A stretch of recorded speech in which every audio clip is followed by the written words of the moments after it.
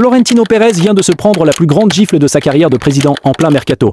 Tout le monde pensait que l'arrivée de Mbappé allait rendre le Real Madrid invincible et intouchable. La réalité est un cauchemar absolu. Le Real s'est fait humilier en 4K par son pire voisin et l'histoire implique même le pape. Ne bougez pas, ce que je vais vous révéler va vous choquer. Donc pour ne rien rater, restez jusqu'au bout, prenez une seconde pour laisser un petit pouce bleu. Ça paraît anodin, mais c'est ce qui permet à la vidéo d'être très bien référencée. Et surtout, dites-moi en commentaire ce que vous en pensez. Maintenant, installez-vous confortablement. On commence directement par l'affaire qui secoue toute l'Espagne. Florentino Pérez vient de se faire réélire à la présidence du Real Madrid. Pour obtenir les votes, notre cher président a fait ce que tous les politiciens font. Il a promis la lune. Il a promis une offre XLL de 150 millions d'euros pour un joueur du calibre de Zidane ou Cristiano Ronaldo. Tout le monde a commencé à rêver. Les supporters madrilènes s'attendaient à voir débarquer un monstre sacré du football mondial. Sauf que Pérez nous a bien eu. C'était une feinte politique monumentale. L'offre de 150 millions d'euros a bien été posée sur la table, mais pas pour une légende. Elle a été envoyée directement à l'Atlético de Madrid pour Julián Alvarez. Le Real Madrid pensait être irrésistible. Pérez a cru qu'en claquant des doigts et en sortant le carnet de chèques, l'Atlético allait ramper. Le Barça était aussi sur le coup, mais ils n'ont pas un rond. Le Real s'est dit que c'était le moment parfait pour faire une démonstration de force. Mais la vie, ce n'est pas un jeu vidéo. L'Atlético de Madrid a reçu le communiqué du Real, leur réponse a été d'une violence inouïe. Ils ont dit non. Un non catégorique. Et ils ne se sont pas arrêtés là. Ils ont demandé 500 millions d'euros pour libérer Julián Alvarez.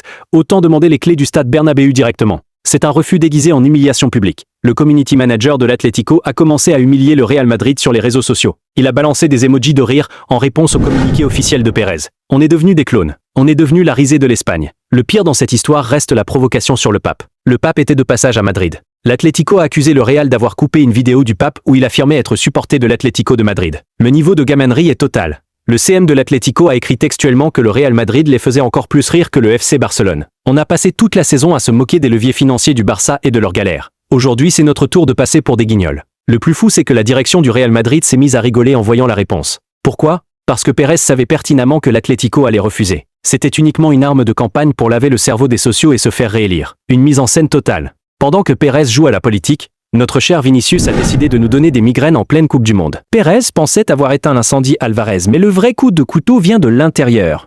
Vinicius Junior a décidé de poser une bombe à retardement sous les bureaux du Bernabéu. En pleine Coupe du Monde, les médias espagnols viennent de lâcher une info exclusive. Vinicius refuse de prolonger son contrat aux conditions actuelles. Le plan de l'attaquant brésilien est simple et terrifiant pour le club. Il a décidé d'honorer son contrat jusqu'au bout et de partir totalement gratuit si Pérez ne lui offre pas le plus gros salaire de l'histoire du club. Vinicius utilise la Coupe du Monde comme un moyen de pression politique. S'il ramène le trophée au pays, il sera en position de force absolue pour dicter ses lois. Florentino Pérez a perdu le contrôle depuis que Kylian Mbappé a posé ses valises à Madrid. En voulant empiler les stars comme des cartes à collectionner, le président a brisé l'équilibre salarial. Vinicius ne veut pas être le dindon de la farce. C'est un combat de requins en coulisses. Le Real Madrid se croit irrésistible, mais le club est en train de se faire prendre à son propre piège. Pendant que le Real gère ses égoïsmes de millionnaire, de l'autre côté de l'Espagne, le FC Barcelone est en train de réaliser un chef-d'œuvre de gestion de niveau amateur. Marcus Rashford est arrivé en prêt au Barça, et il a sauvé le club à plusieurs reprises cette saison. Il a été décisif dans les moments critiques. Il a même terrassé le Real Madrid d'un coup franc mémorable. Tout le monde pensait que son transfert définitif était une formalité. L'option d'achat fixée par Manchester United est de seulement 30 millions d'euros. Une misère pour un joueur de ce calibre, mais le Barça a les poches vides et des idées incompréhensibles. Les dirigeants catalans ont tenté de braquer Manchester United en proposant 15 millions d'euros. La moitié du prix fixé. Évidemment, United a immédiatement raccroché au nez des dirigeants barcelonais. Le timing est catastrophique. Il ne reste plus que 5 jours au Barça pour lever cette option d'achat. S'il ne trouve pas l'argent, Rashford retourne à Manchester. Le pire, c'est que le Bayern Munich est déjà sur le coup avec une offre de 35 millions d'euros prête à être dégainée. Le Barça va perdre un titulaire indiscutable par pure radinerie. Et vous voulez savoir pourquoi le Barça n'a plus d'argent ? Parce qu'ils ont commis l'erreur du siècle en dépensant 80 millions d'euros sur Anthony Gordon. Dépenser 80 millions sur un rival pour ensuite mendier une réduction de 15 millions sur Rashford